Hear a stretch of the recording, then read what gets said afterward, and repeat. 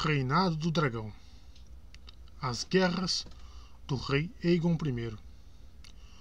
O longo reinado de Aegon I Targaryen, primeiro depois da conquista até 37 depois da conquista, foi um período sobretudo de paz, especialmente nos últimos anos. No entanto, antes da Paz do Dragão, como mais tarde os mestres da Cidadela chamaram as duas últimas décadas de seu governo, vieram as Guerras do Dragão, das quais a última foi o conflito mais cruel e sangrento de toda a história de Westeros. Embora se dissesse que as Guerras da Conquista tinham terminado quando Aegon foi coroado e ungido pelo Alto Septão no septo estrelado de Vila Velha, nem toda Westeros havia se submetido ainda à sua autoridade. Na dentada, os senhores das Três Irmãs haviam se aproveitado do caos da conquista de Aegon para se declararem uma nação livre e coroaram a senhora Marla da casa Sunderland como sua rainha. Como grande parte da frota Arryn havia sido destruída durante a conquista, o rei deu ordem para o seu guardião do norte, Torrhen Stark, de Winterfell, que reprimisse a rebelião das irmãs, e um exército de nortenhos zarpou de Porto Branco com uma frota alugada de galés bravosis, sob o comando de Sir Warwick Manderly. Ao verem as velas e a súbita presença da rainha Visenya com vagar no céu acima de Vila Irmã, os homens das irmãs perderam o ímpeto. Logo depuseram a rainha Marla em favor do irmão mais novo dela. Steffon Sunderland renovou sua lealdade ao ninho da águia, dobrou o joelho diante da rainha Visenya e entregou seus filhos como de reféns, como garantia de bom comportamento, um para ser criado dos Manderly e o outro dos Arryn. Sua irmã, a rainha deposta, foi exilada e aprisionada. 5 anos depois, ela teve a língua cortada e passou o resto da vida com as irmãs silenciosas, cuidando dos honrados mortos. Do outro lado de Westeros, as Ilhas de Ferro estavam imersas no caos. A casa Hor havia governado os Homens de Ferro por longos séculos, mas fora extinta em uma única noite quando Aegon derramara as chamas de Balerion sobre Harrenhal. Embora Harren o Negro tivesse perecido com os filhos nessas chamas, Corryn von Mark de Harlaw, cuja avó havia sido irmã mais nova do avô de Harren, declarou-se o legítimo herdeiro da linha negra e assumiu a coroa. No entanto, nem todos os Homens de Ferro aceitaram sua pretensão. Em Velha Wick, sobre os ossos de Naga, o dragão marinho, os sacerdotes do deus afogado puseram uma coroa de madeira trazida pelo mar na cabeça de um dos seus. O homem santo descalço chamado Lodos, que se proclamou o filho vivo do deus afogado, e todos acreditavam que era capaz de realizar milagres. Outros pretendentes declararam em Grande Wick, Pike e Montrasgo, e por mais de um ano seus defensores batalharam uns contra os outros em terra e mar. Dizia-se que as águas entre as ilhas ficaram tão cheias de cadáveres que o sangue atraiu centenas de luzes gigantes. Aegon Targaryen pôs um fim à luta. Ele desceu sobre as ilhas em 2 depois da conquista, no dorso de Balerion. Com ele vieram as forças navais da Árvore, de Jardim de Cima e de Lannisporto, e até alguns dracares da Ilha dos Ursos enviados por Torrhen Stark. Os Homens de Ferro, cujos números estavam reduzidos após um ano de guerra fratricida, ofereceram pouca resistência. Na realidade, muitos comemoraram a chegada dos dragões. O rei Aegon matou Corryn von Mark com Blackfyre, mas permitiu que seu bebê herdasse as terras e o castelo do pai. Em Velha Wick, o sacerdote rei Lodos, suposto filho do deus afogado, invocou as lulas gigantes das profundezas para que naufragassem os navios invasores. Como isso não aconteceu, Lodos encheu as vestes com pedras e entrou no mar para pedir conselhos ao meu pai. Milhares o seguiram. Durante anos, seus corpos inchados e mordidos por caranguejos iriam aparecer nas praias de Velha Wick. Depois surgiu a questão de quem deveria governar as Ilhas de Ferro em nome do rei. Sugeriu-se que os Homens de Ferro fossem vassalos dos Tully de Corre Rio ou dos Lannister de Rochedo Casterly. Alguns até defenderam que eles fossem entregues a Winterfell. Aegon ouviu cada proposta, mas no fim decidiu que permitiria aos Homens de Ferro que elegessem seu próprio Senhor Supremo. Não foi nenhuma surpresa quando eles escolheram um deles mesmos, Vicomte Greyjoy, o senhor ceifeiro de Pike. Lord Pike jurou lealdade ao rei Aegon, e o dragão foi embora com suas frotas. Contudo, a autoridade de Greyjoy se limitava apenas às Ilhas de Ferro. Ele renunciou a todos os direitos às terras que a Casa Rohr havia capturado no continente. Aegon cedeu o castelo arruinado de Harrenhal e seus domínios a Sir Kenton Corrêres, seu mestre de armas em Pedra do Dragão, mas exigiu que ele aceitasse Lord Edmund Tully de Correrio como sucerano. O recém-titulado Lord Kenton tinha 2 filhos fortes e um neto rechonchudo para garantir a sucessão, mas como sua primeira esposa fora levada pela febre maculosa 3 anos antes, ele aceitou também tomar como esposa uma das filhas de Lord Tully. Com a submissão das 3 irmãs e das Ilhas de Ferro, toda Westeros ao sul da muralha passou a ser governada por Aegon Targaryen, exceto Dorne. Então foi a Dorne que o dragão dirigiu sua atenção em seguida. Antes, Aegon tentou conquistar os Dorneses com palavras, enviando à Lança Solar uma delegação de altos senhores, mestres e septões, para conferenciar com a princesa Meria Martell, a suposta Rã Amarela de Dorne, e persuadi-la das vantagens de unir os reinos. As negociações seguiram por quase um ano, mas nada conseguiram. Costuma-se situar o início da Primeira Guerra Dornesa em 4 depois da conquista, quando Rhaenys Targaryen voltou a Dorne. Dessa vez, ela levou fogo e sangue, tal como havia ameaçado. Nas costas de Meraxes, a rainha desceu de um límpido céu azul e incendiou Vila Taboeira, e as chamas saltaram de barco em barco, até toda a foz do Sangue Verde ficar abarrotada de destroços queimados, e mesmo de Lança Solar era possível enxergar a coluna de fumaça. Os habitantes da cidade flutuante fugiram para o rio para se abrigar das chamas. Então, morreram menos de 100 no ataque, mais deles por afogamento do que por fogo de dragão. No entanto, sangue foi derramado pela primeira vez. Longe dali, Orys Baratheon liderou 1000 cavaleiros seletos pelo caminho do espinhaço, enquanto Aegon em pessoa marchava pelo Passo do Príncipe à frente de um exército de 30.000 homens, incluindo quase 2.000 cavaleiros montados e 300 senhores vassalos. Lord Harlan Tyrell, Guardião do Sul, teria dito que eles possuíam forças mais que suficientes para esmagar qualquer exército dornês que tentasse resistir, mesmo sem Aegon e Balerion. Não há dúvida de que ele tinha razão nisso, mas a questão nunca foi posta à prova, pois os dorneses nunca deram combate.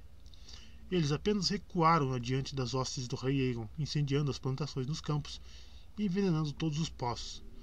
Os invasores encontraram as torres de vigia dornesas nas Montanhas Vermelhas, demolidas e abandonadas. Nos passos elevados, a vanguarda de Aegon encontrou o caminho bloqueado por uma muralha de carcaças de ovelhas, totalmente tosquiadas e podres demais para servir de alimento. As reservas de comida e ração do exército do rei já estavam baixas quando eles saíram do Passo do Príncipe para encarar as areias dornesas. Ali, Aegon dividiu suas forças, enviando Lord Tyrell ao sul contra Uthor Uller, senhor da Toca do Inferno, enquanto ele próprio se voltou para leste para sitiar Lord Fowler em Alcance Celeste, seu baluarte nas montanhas. Foi o segundo ano de outono e se acreditava que o inverno não tardaria a chegar. Nessa estação, os invasores esperavam que o calor dos desertos fosse menor e a água mais abundante. Mas o sol dornês se revelou inclemente durante a marcha de Lord Tyrell rumo à Toca do Inferno. Naquele calor, os homens bebiam mais e cada poço e oásis no caminho do exército havia sido envenenado. Os cavalos começaram a morrer mais a cada dia, seguido por aqueles que os montavam. Os orgulhosos cavaleiros descartaram seus estandartes, seus escudos, a própria armadura. Lord Tyrell perdeu 1/4 de seus homens e quase todos os cavalos para as areias dornesas. E quando finalmente chegou à Toca do Inferno, encontrou-a abandonada. O ataque de Orys Baratheon não se saiu muito melhor. Os cavalos dele sofreram nas encostas pedregosas dos passos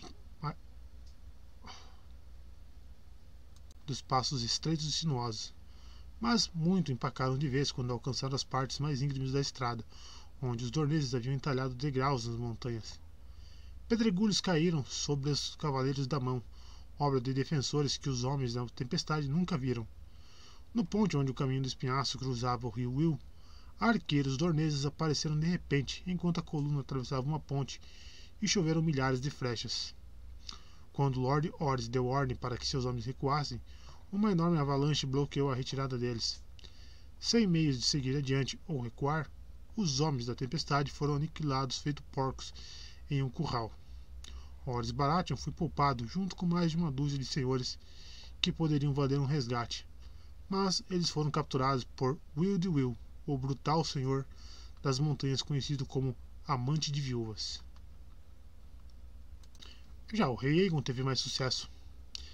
Em marcha rumo ao leste pelos sopés onde os córregos das montanhas proporcionavam água e havia caça em abundância nos vales, ele fez uma poderosa investida contra o castelo Alcance Leste e conquistou Palo Ferro após um rápido cerco. O Senhor da Penha havia morrido recentemente e seu intendente se rendeu sem resistir. Mais ao leste, Lord Tolland de Colina Fantasma enviou seu campeão para desafiar o rei em combate individual. Aegon aceitou e matou o homem, mas em seguida descobriu que aquele não era o campeão de Tolland, apenas seu bobo. O verdadeiro Lord Tolland havia fugido.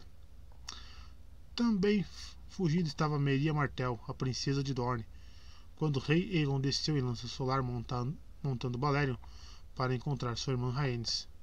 Após incendiar Vila Taboeira, ela havia conquistado Limoeiro, Mata Malhada e Água Fede, aceitando as reverências de velhos e crianças, mas sem jamais encontrar um inimigo de fato.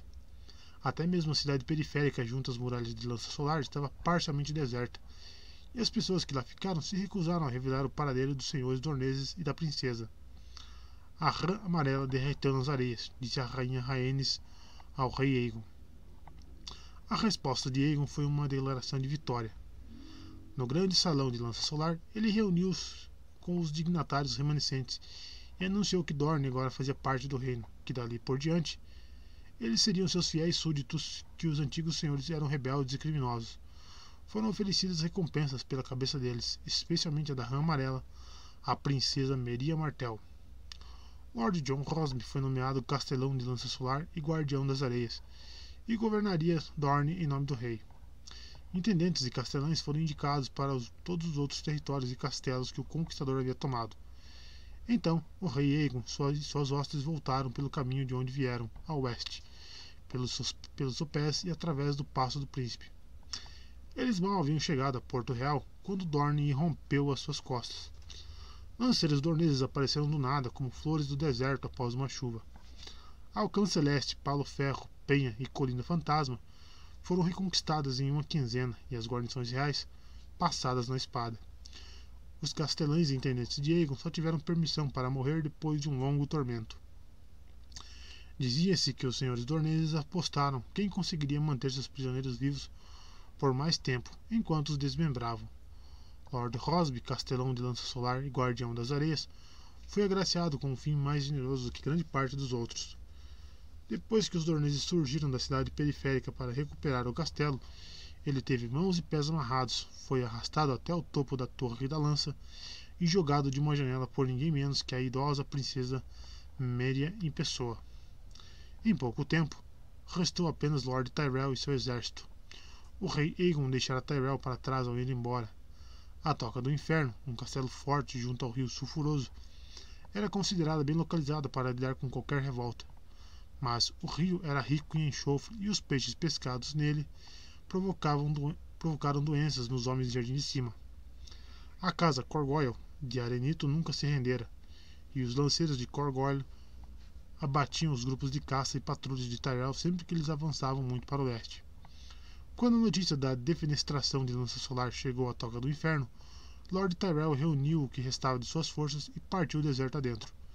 Sua intenção declarada era capturar White, marchar a leste à margem do rio, reconquistar Lança Solar e a cidade periférica e castigar os assassinos de Lord Rosby. No entanto, em algum lugar nas Areias Vermelhas ao leste da Toca do Inferno, Tyrell e seu exército desapareceram. Nenhum deles jamais foi visto outra vez. Aegon Targaryen não era de aceitar derrotas. A guerra se prolongaria por mais 7 anos. Embora depois de 6 depois da conquista, o conflito tenha degenerado até se tornar uma série sangrenta e interminável de atrocidades, incursões e retaliações, interrompidas por longos períodos de inatividade, uma dúzia de tréguas curtas e vários assassinatos. Em 7 depois da conquista, Horus Baratheon e os outros senhores capturados no caminho do Espinhaço foram devolvidos a Porto Real em troca de seu peso em ouro. Mas, quando eles voltaram, descobriram que o amante de viúvas havia decepado a mão da espada de cada um dos homens para que eles nunca mais pegassem armas contra Dorne. Em retaliação, o rei Aegon em pessoa desceu com Balerion sob os baluartes dos Will nas montanhas e reduziu meia dúzia das fortalezas e torres a massas de pedra derretida. Os Will, porém, refugiaram-se em cavernas e túneis nas montanhas, e o amante de viúvas viveu por mais 20 anos. Em 8 depois da conquista, um ano muito árido, salteadores dorneses cruzaram o mar de Dorne com navios fornecidos por um rei pirata dos degraus, atacando meia dúzia de cidades e vilarejos na costa sul do Cabo da Fúria e provocando incêndios que se alastraram por metade da Mata de Chuva. Fogo por fogo, teria dito a princesa Merya. Isso era algo que os Targaryen não podiam permitir que se passasse sem resposta. Mais tarde, no mesmo ano, Visenya Targaryen apareceu nos céus acima de Dorne, e as chamas devagar se derramaram sobre Lança Solar, Limoeiros, Colina Fantasma e Penha. Em 9 depois da conquista, Visenya voltou, dessa vez voando ao lado do próprio Aegon, e Arenito, Vaite e Toca do Inferno arderam. A resposta de Dorne veio no ano seguinte, quando Lord Fowler liderou um exército pelo Passo do Príncipe e adentrou a campina avançando com tanta rapidez que pôde incendiar uma dúzia de vilarejos e capturar o grande castelo fronteiriço Nótica Antiga, antes que os senhores da Marca se dessem conta da presença do inimigo. Quando as notícias do ataque chegaram à Vila Velha, Lord Hightower enviou seu filho Adam com uma força poderosa para reconquistar Nótica Antiga, mas os dorneses haviam se preparado justamente para isso. Sob o comando de Sir Joffrey Dayne, um segundo exército dornês saiu de Tom Bastella e atacou a cidade. As muralhas de Vila Velha se revelaram fortes demais para os dorneses, mas Dayne queimou campos, fazendas e vilarejos em um raio de 20 léguas em torno da cidade e matou Garmon, o filho mais novo de Lord Hightower, quando o rapaz liderou uma surtida contra ele. Sir Adam Hightower chegou à Nótica Antiga e descobriu que Lord Fowler já havia incendiado o castelo e passado a guarnição na espada. Lord Caron, com a esposa e filhos, foram levados de volta a Dorne como refém. Em vez de persegui-los, Sir Adam marchou imediatamente de volta à Vila Velha para liberar a cidade. Mas Sir Joffrey e seu exército também haviam desaparecido pelas montanhas. O velho Lord Manfred Hightower morreu pouco tempo depois. Sir Adam sucedeu como senhor da Torre Alta e Vila Velha clamou por vingança. O rei Aegon voou com Balerion até Jardim de Cima para conferenciar com seu guardião do sul. Mas Theon Tyrell, o jovem senhor, exibiu grande relutância em contemplar outra invasão a Dorne após o destino que havia cometido seu pai. Mais uma vez, o rei lançou seus dragões contra Dorne. Aegon em pessoa caiu sobre Alcance Leste e prometendo transformar a sede dos Fowler em um segundo Harrenhal. Visenya e Vhagar levaram fogo a Tom Bastella. Rhaenys e Menaxes voltaram mais uma vez à Toca do Inferno, onde ocorreu uma tragédia. Os dragões dos Targaryen, criados e treinados para a batalha, haviam atravessado tormentas de lanças e flechas em muitas ocasiões e pouco sofreram. As escamas de um dragão adulto eram mais rígidas que aço, e até mesmo as flechas que as atingiam raramente penetravam bastante para fazer mais do que enfurecer as grandes criaturas. Porém, quando Menaxes se aproximou da Toca do Inferno, um defensor no topo da torre mais alta do castelo disparou uma balista e um dardo de ferro com 1 metro de comprimento atravessou o olho direito do dragão da rainha. Menaxes não morreu instantaneamente, mas desabou na terra em agonia mortal, destruindo a torre e uma grande porção da muralha da Toca do Inferno em seus estertores finais. Até hoje não se sabe se Rhaenys Targaryen morreu antes ou depois de seu dragão. Há quem diga que ela foi lançada da cela e morreu com a queda, ou que ela foi esmagada debaixo de Menaxes no pátio do castelo. Alguns boatos afirmam que a rainha sobreviveu à queda do dragão, mas teve uma morte lenta e dolorosa nas masmorras dos Uller.